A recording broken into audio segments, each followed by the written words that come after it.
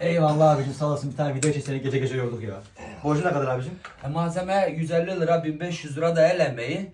Malzeme parası benden olsun, 1500 lira el emeği yeter. Abicim tam tersi olması gerekmiyor mu ya? Hani işçilik almasın, malzeme parası alırsın ya normalde hani.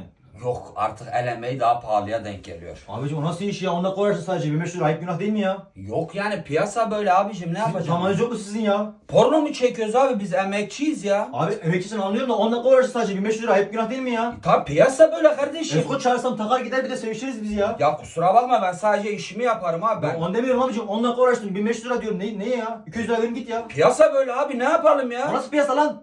Piyasa böyle ya, el emeği daha pahalı kardeşim. Allah ya. Çağırma o zaman. At IBAN'ı göster amına, göster. İBAN'a atmayak da devlet kontrol ediyormuş IBAN'ları. Bir de bozuk post cihazımız da Tamam, bozuk. in yatağımdan, in. Elden İn yatağımdan, in. Tamam. Tamam atacağım.